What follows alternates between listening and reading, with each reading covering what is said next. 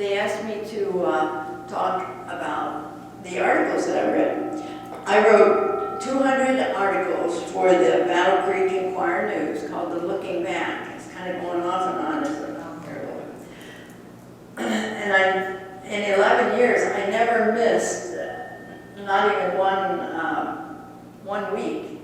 It was a lot of work, for which I got paid $20 when I first started a column. And I think I spent 80 hours writing those columns because I didn't know anything about Battle Creek. And so I had to read everything about it, so I did a lot of research. And I was just learning to be a writer, so I wasn't really good at that. I had to make a lot of changes, and I probably wrote 3 or 4 times before I finally got something that I could turn in. But I enjoyed doing it, and so they asked me to talk about the columns that I wrote. However, I don't remember 200 articles. To tell you the truth, I can't remember all those articles. So the talk that I gave before was everything that didn't get in the Looking Back columns. But this time, Donna said, well, I want you to do it again. Oh, well, but what am I going to talk about this time? She said, well, talk about Battle Creek and talk about the traditions and the things and people and things they did on Christmas. So, okay, all right, so I started out, and the first article that I found that I'd written, that I'd forgotten completely about, and that was about a little lady, and her name was Mrs. Pratt. I don't know if any of you have ever heard of Mrs. Pratt. Mrs. Pratt had a diary in 1866, and she wrote it for 5 years. And Arlene Lavinia, I don't know if anybody can remember that name or not, but Arlene used to be in the Historical Society, and she interpreted the diary and probably typed it out so that I could read it. And Mrs. Pratt every day wrote something in her diary. She never called herself anything but Mrs. Pratt, and her husband was Mr. Pratt when she talked about him. And so what she said in her diary on December the 25th, 1866 was, I cleaned out my pantry today. And that's all she said. That was on Christmas. So, but not everybody cleaned their pantry on Christmas Day. There were a lot of people that did other things. But I wanted to tell you a little bit about Mrs. Pratt, because she lived at Hart's Lake. Does anybody know where Hart's Lake is now? Well, I didn't know. She talked about Bedford, and they had I think they had a mill. It was called the Pratt Mill, and it was part of Hart's Lake. Well, I found out later, Hart's Lake became a part of Fort Custer, and so it was closed to a lot of people. But then it opened up, I think, shortly after we came here, or shortly before we came to Battle Creek. My family came to Battle Creek. But Hart's Lake, if you took Territorial Road and you came to the airport, and it used to go all the way, it would go right, I think, by the side of Hart's Lake. It's still there, the city owns it. And it's a very nice little lake, and I think there's some walking trails out there. I've walked it, and I've kayaked all the way around it, so it's really a nice lake. But Mrs. Pratt wrote in her diary every day, and she told about the things that she did. It was exciting to read that. I felt like I knew Mrs. Pratt. But I went to find it, and I don't know where it is now. Maybe if any of you ever find it or hear about it, you can tell me. But they used to they had all these things at the library, and they were in a file. And so you used them, and then somebody else put them away. And so I don't know, maybe somebody put it in a different folder or something, but I didn't find it after that. But I wrote several articles about her. But one of my favorite families to talk about, and it seems like when I go this way, it's better. Is that right or not? I don't know. Anyway. Okay. But one of my favorite families to talk about, and I wrote a lot of articles about them, was Dr. Kellogg and his family. And Dr. Kellogg they said they had adopted 43 children, but they weren't all in their home at the same time. Do you know where their home was? Did any of you know? It was on Manchester Street, and behind Manchester, or I think Manchester was at the edge of a racetrack.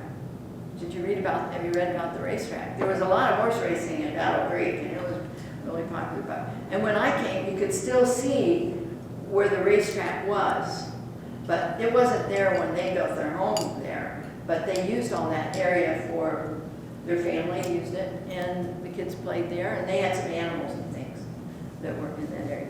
But on Christmas Day, they would set the table. Of course, they were vegetarians, but Dr. Kellogg said that they were going to have a turkey this year. And, everybody, oh, a turkey? Yeah, oh, yeah, it's okay. So they set the table, and they had the linens, and they had the silver, and they had everything and they were all sitting around the table. And they always had a big Christmas tree, and I've seen a picture of that several times, of their Christmas tree. But, and they had a beautiful home. They had a fireplace, and so the tree was beside the fireplace. But they all sat around the table, and then they said their prayer, of course. It was Seventh-day Adventists. They said their prayer, and then they brought in a big roaster with the turkey in it. And they set it down on the table, and Dr. Kellogg got up and he opened the lid of the roaster, and out jumped a real turkey. And he went over and pulled up the window, and it flew out the window. So that's always my favorite story, that they had their turkey. And he says that's where turkeys belong. They don't belong at the table. You don't eat turkeys. So then they sat down and ate their protoast. And I've heard sometimes it was shaped like a turkey. So I'm not sure what protoast was, but it was some kind of a cereal or something. But that's how they had their Christmas. But there were Christmas parades, and Donna and I were trying to figure out when the parade first started. So maybe some of you were in a parade at some time. But in the 80s, in the 1880s, they had a lot of big parades, and I'm sure you weren't there, but they had lots of parades in the 80s, and people came from a lot of places. And of course, when they had parades in those days, they had a lot of floats in their parades. Last Monday, I went to Marshall, and I don't think there were more than 3 or 4 floats in the whole parade, but they had a lot of fire engines, and they sounded off their horns and made quite a bit of noise, and so some of the kids kind of cried because they didn't like all that. There are a lot of people there, but parades are always fun, and I always like the bands, and they had quite a few bands there. And my granddaughter was in a dance group, and so she came by, and they were dancing or flipping around doing something there. So anyway, it was fun. But parades were always fun. They had a lot of parties, holiday parties, and the Assistant Club was one of the parties that one of the people, and that was one of the really fancy clubs in town. It was at the Ward Building at one time, and the Ward Building was the Capitol Building, and that building was right beside the railroad tracks. Do any of you remember the Capitol Building or the Ward Building? You remember that building, which is torn down, and you remember it. You probably got pictures of it. Yes, I do. I bet you do, yeah. And that was quite a fancy place. And then they moved over to what is now the Milton, to that building at one time. But when I first started reading about Battle Creek, and it was so interesting when I first started writing, and a lot of times people would say, "Are you Amy South?" I'd say, "Yeah." And they say, "No, she's an old lady." Oh, here I am. And I was 30 when I first started writing about Battle Creek. But one of the things that I found about Battle Creek was that they had said that if you want to see hats, tall hats like you have on, and tails, you go to Battle Creek. That's where you see the top hats and the tails, but not in Kalamazoo. Kalamazoo has the Dutch people in their klompens. That's what I read anyway. But when we moved here, everybody said, well, why didn't you move to Kalamazoo? That's where you need to be. No, we wanted to come to Battle Creek. So I also did a little bit of history of Kalamazoo, and I found that it was not nearly as interesting as all the things that had happened in Battle Creek.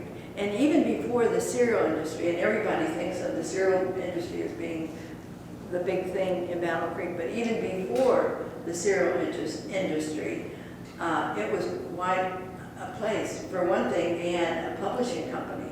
The Seventh-day Adventists brought their publishing company here, and that was one of the first big industries. And then other publishing companies came here. We had a dog magazine that was published here. And I don't know if you know that dog food was made in Battle Creek. And it was, it was a byproduct of the cereal industry. And so the magazine was popular because the dog food was here. So then we had, because of the publishing company, then we had Duplex Press. And you probably remember that. And so that was quite a big industry. We also had the Oliver Company, which made machinery. And there was a lot of men that went out to California to the gold rush from Battle Creek. But they didn't make any money finding gold. I don't know, I think people did, but I never heard of too many that did. But what they did on the way out there was fix the buggies and the things that they were like blacksmith and things like that. And so the Oliver men that came back had made their money by just fixing the wagons and doing things like that. It wasn't because that they found gold, but that they were busy as they were out there. So the Oliver Company was a big deal in those days, and that was before the cereal came in. Well, the Seventh-day Adventist, was started here in Battle Creek, and that was started by the Whites, Mr. and Mrs. White, and what was her name? Ellen. Yeah, but who do you think started the Seventh-day Adventist? Who do they always say?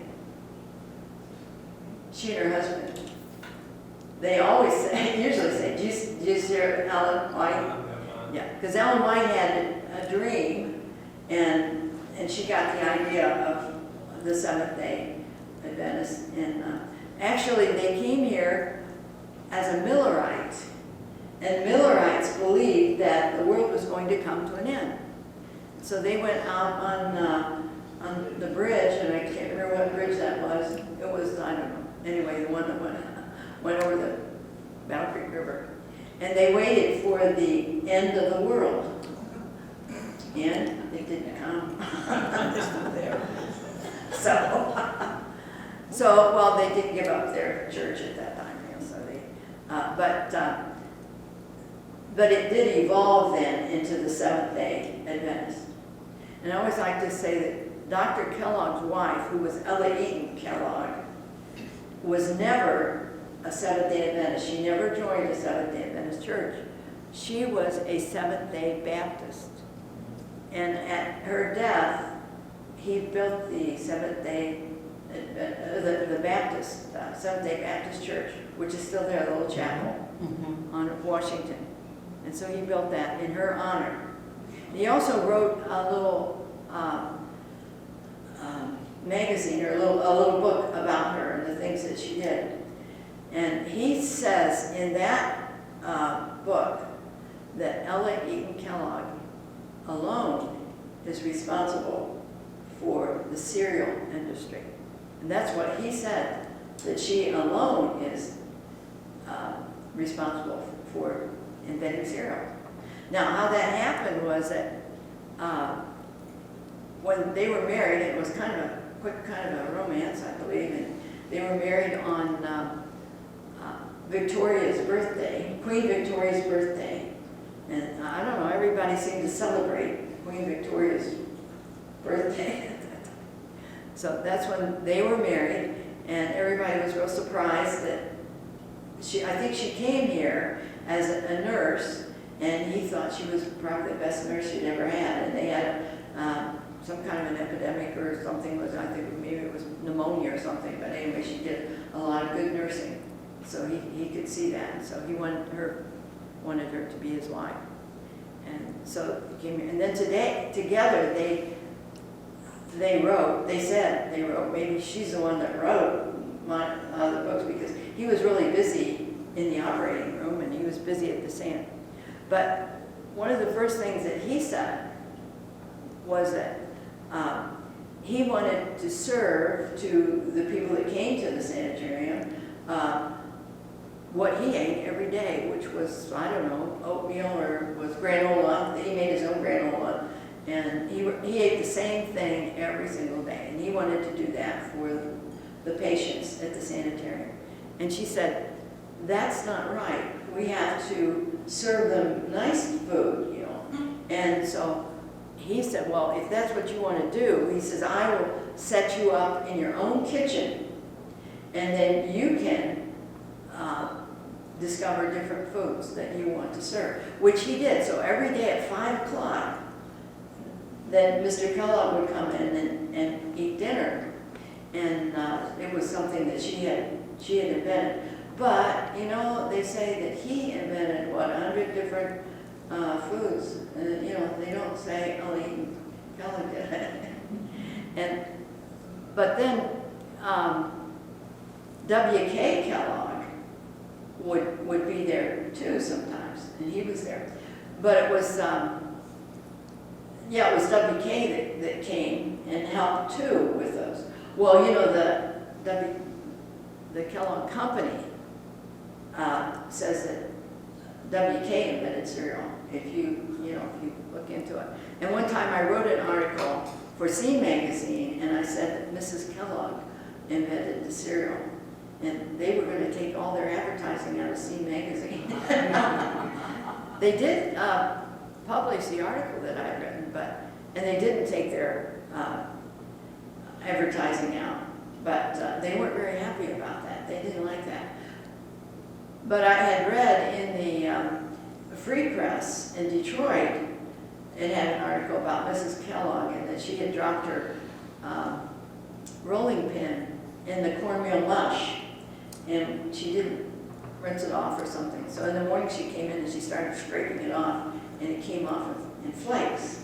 And that's what she put in the oven and toasted them, and so that was the first cornflakes. But they didn't like that very well.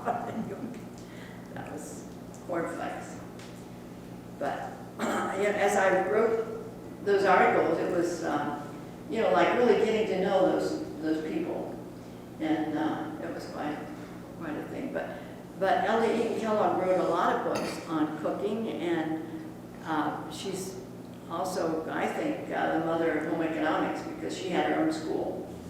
But at the same time, they had 43 children that were in their home, and at the same time, she said that she never hired anyone to help. And so I'm sure the kids all had a job to do. Maybe they had more than their share, I don't know. At the same time, they were talking about eugenics. Have you heard of eugenics? And Dr. Kellogg was kind of big on that. And that is that we are, we inherit all that we are. The kind of things we do is inheritance. But he said that no, it's nurturing that's important. You know, somebody really should do a PhD on the Kellogg's and their ideas, because, was it nurturing or was it really inheritance.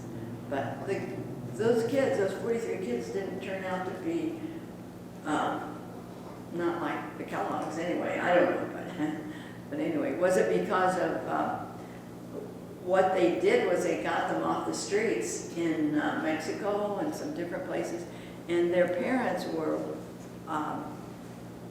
people who were, they called them drunkards, or, you know, and so they thought that if they were drunk all the time, they didn't want their kids, I guess. And so I don't know, you know, how did they really adopt them, or, you know, that was kind of iffy.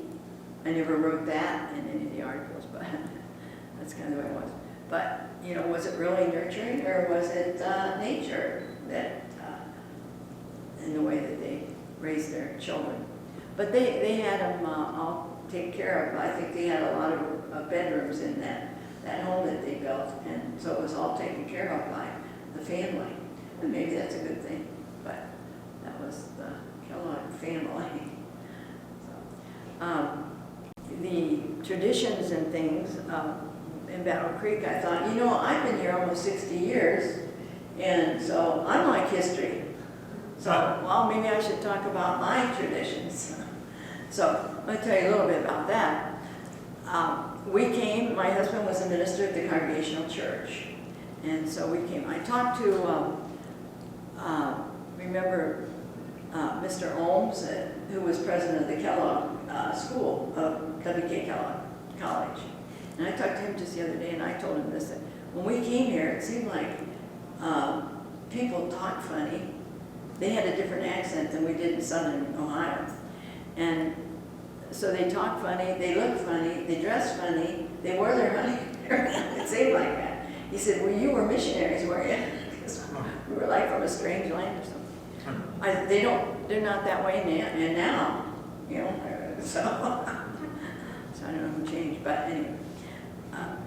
So we came here, and I have so many remembrances of Christmas because my husband was the minister at the church, and so we had to be at the Christmas Eve service. And there were two of them. There was a family one, and then there was one on Christmas Eve at 12 o'clock or whatever. And so, but we always went back to Dayton. And my parents would never come to Michigan in the winter.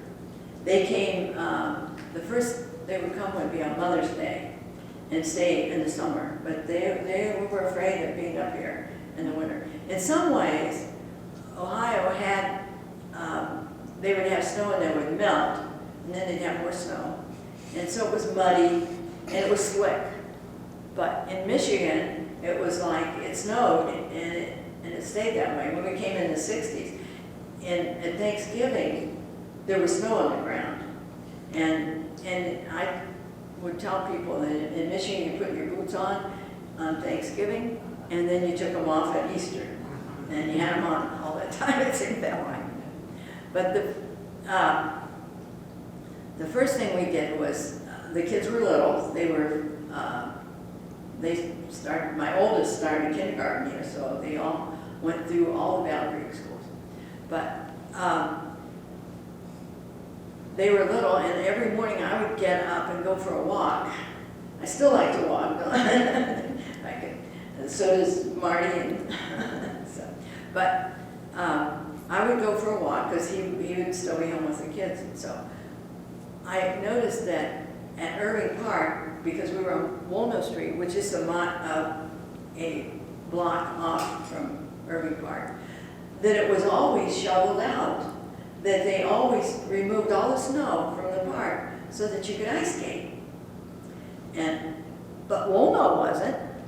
Walnut Street still was covered with snow. But I thought, well, what kind of place is this?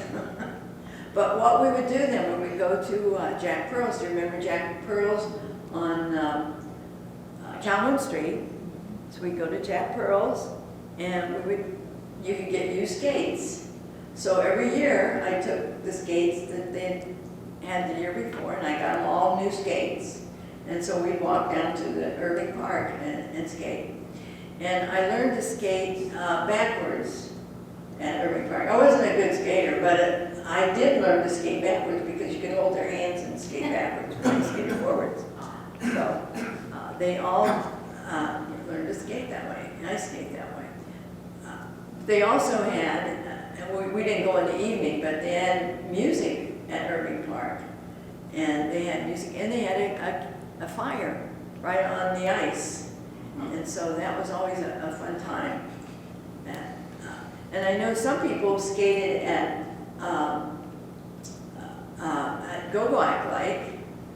I don't know if some of you maybe remember that, but we didn't get out there that far, but we did skate at Irving Park. Well, another thing that I always remembered about Christmas was that we would pack all our packages and put them in the car and take, so we took them down to Dayton, where I lived in a small town near Dayton. So we would pack them all up, and then we'd leave right after the service. And so there were times we'd get in the car and drive. It was kind of a fun time because there was a lot of music on the radio that was just wonderful. As we drove by little towns in Indiana, and they had candlelight services, so we could see the candles in all the little churches as we drove along. And one year we heard the astronauts were overhead, and they were reporting, so we heard all of that as they talked about their flight and our little flight. One time a reindeer jumped out in front of our car. That was kind of fun, and I told him, well, that was Rudolph, you know. But it was nice. But the most memorable year was that my oldest son was, I think, 5, and then the little one was 2. And so Roger, the oldest one, the back of the Congregational Church had what I would call a stoop. It wasn't much bigger than this table. But they have remodeled the church, so that's quite a big porch now, or portico or whatever. But at that time, it was just not much more than that. And he would take a hold of the rail, instead of going down the steps, which is on either side, he would just swing himself over that and then go to the car, which he did. And so I guess the little one, I thought my husband had it, and I'm sure my husband thought I had it. And I got in the car, and I turned around, and I said to the other 2, who were sitting there just as calm as anything, I said, is everybody here? And they said, no, Rob's not here. I said, what? So we turned around and looked at Rob, had done the same thing Roger did, was swing over that, but he got stuck in a snowdrift. Oh. And there he was, watching us drive away to Dayton. I like Home Alone. But he doesn't even remember it, he says, so I don't know anyway. We picked up Rob and we all went to Dayton. But those were some of the sort of a tradition that was in my family of Battle Creek and some of the things that we had. So would anyone like to share any of your traditions or things that you did in Battle Creek or remember about Battle Creek?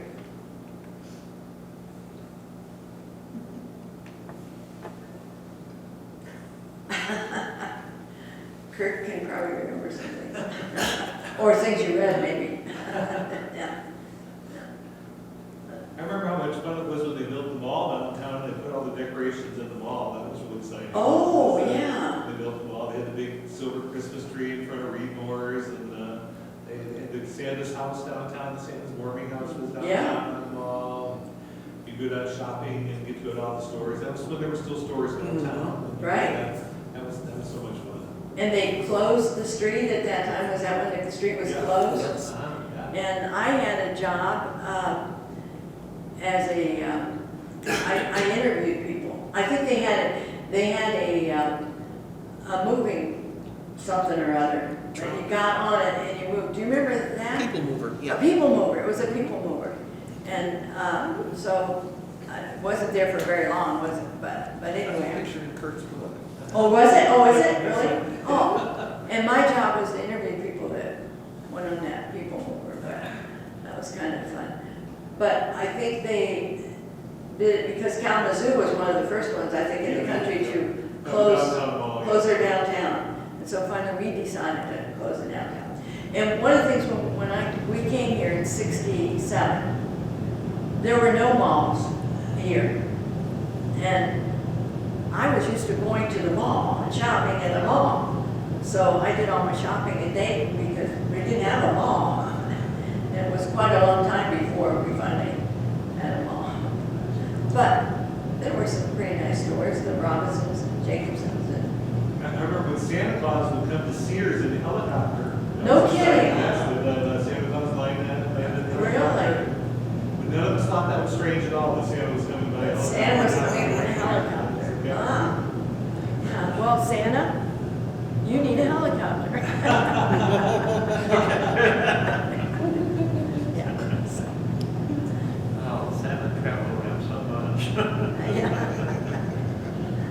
And then the continual mover. I can remember, did any of you ever go to Kalamazoo to Santa Claus over there? They had a Mrs. Santa Claus. And that was always kind of fun to see Mrs. Santa. That was their big thing, I guess, anyway, but that was in Kalamazoo. But Battle Creek was quite a fun town to be in at that time, wasn't it? There were a lot of things that were going on, that were happening. And I had a lot of people that talked about ice skating in other places besides Irving Park. And do you remember the ice skating park at Irving Park? Did you remember? Oh, yeah. And you remember? I fractured my tailbone there. Pardon? Fractured my tailbone. You did? Oh my goodness. Yes, I definitely remember it. Yeah. You never had the padding I had, so when I fell on it, I never broke any of that. Yeah, I didn't have any padding that time. And we would skate up at McCray Park by the water towers and the tennis courts. They would put water out on the tennis courts and we could skate up there. I think on Cliff Street by Post, they would put the water on the tennis courts up there so people could skate up there. Yeah. Well, they said at one time Irving Park went all the way to Champion Street. And there was a Burner Brook. Yeah. And they would go across I to didn't Burner Brook. understand that. And so that was kind of interesting that it went all that way. And Irving Park was built by the WP, what was it? WPA. What was it? WPA. WPA. Irving Stone gave the money for Irving Park. Yes. Irving Stone, he was the president of the Duplex Print Company, and he also gave the money for the YWCA. That's why it's called the Miller Stone Building now, because it's named after him. Oh, okay. He has a big house on Capitol Avenue that's now all apartments, but he built Irving Park as a gift to the city. And did he do Lila Arboretum too? No. No, But the okay. same guy that designed the park designed Lila Arboretum. Clifton. Yes, and he was, Shepherd. and he was, did a lot of things in New York City. He worked with the Central Park Right. in New York City, yeah. And Brigham brought him in, didn't he? I believe so, yeah. Not for Irving Park, or for the Lila Arboretum, yes. Yeah. Yeah, but the stonework was done by the WPA, and they had a lot of bridges and things, and the stonework's still there, a lot of that stonework is still there. Yes, it is, yeah. And, And Burner Brook's still there, it's just all underground now. that's right, isn't it? Yep. And it goes under the school, is that right? It goes underneath the football field. Okay, One of the ladies that I worked with at the hospital, when I worked in the kitchen, she lived across from the field house. She had a little store there on Champion Street. And she told about going out one morning and getting into the car and slamming the door, and the car shook, and she didn't know what was wrong. She opened the door, she stepped out into water, and the car had fallen through into Burner Brook that was underneath her driveway. oh my goodness. But she was fine, but she was pretty surprised. She didn't know that was going to happen. Yep. It still goes underneath there. Well, the street that is between the field house and the current athletic locations there, it's Brook Street. Yeah. And- Right. Yes, and more times That's where the than Brook not, the basement of the field house is like swampland Yes. Oh, because of all of the water that is there. yeah, And you have a picture of the football field that is water. Yeah, it's Yeah. it's on our Facebook page for Right. the museum. So, Mhm. yeah. That was Oh, all really? water. And then, yeah. But I think the new high school, they use, There's a heat pump that A heat pump. that runs all the way down. Geothermal. geothermal. Geothermal. And that's from Burner Brook, isn't it? From the brook? Runs all the way or- down to there, yes. Mhm. Yeah. I thought that was it. Very interesting. I learned so much from Amy South's articles in the paper, so that was, I was saying, one of the things I look for at Christmas time were your articles in the paper. Is that right? Yes, yeah. You were this nice lady that knew all the history. An old lady. I wasn't gonna go there. Oh, okay. I wasn't gonna go there.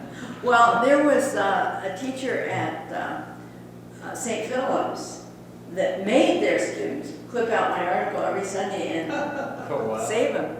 And so. Bless her heart.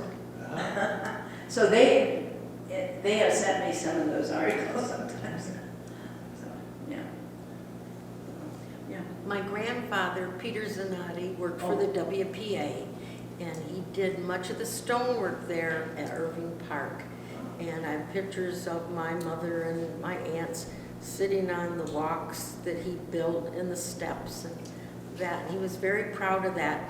And so he always let me help sort the rocks out when he would go and build a wall around his house or something, or the yard. And I like that.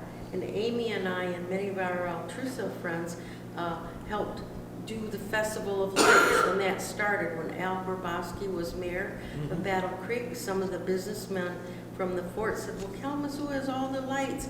Why doesn't Battle Creek have any? And they said, no, maybe it was money. We gave him a check, and they started to do the lights. And so when they started, my grandson was 2 years old, and he was on the front of the shopper in his little outfit when the Brandano Display Company came to set up the first set of lights.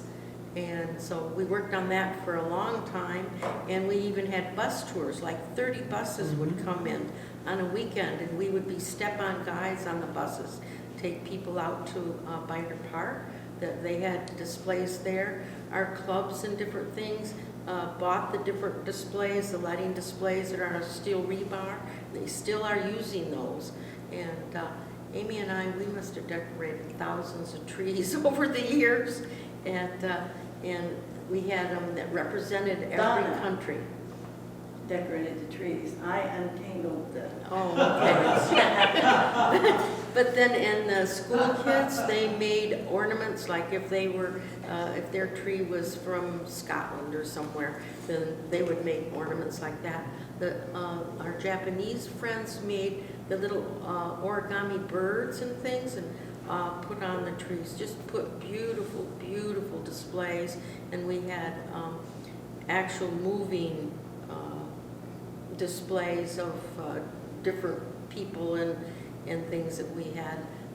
And the Harper Creek Optimist Club, Thad Harding started the parade idea, and they went to, I think sometimes they had, 200 to 300 units in their parade, and they've been carrying that on ever since then. So we had fun. And the parade is when, next week, or is it this week? Next Next week. Next week, next Saturday? Well, I think that's, do you have anything else you want to say? I think I've exhausted my repertoire of things about Christmas.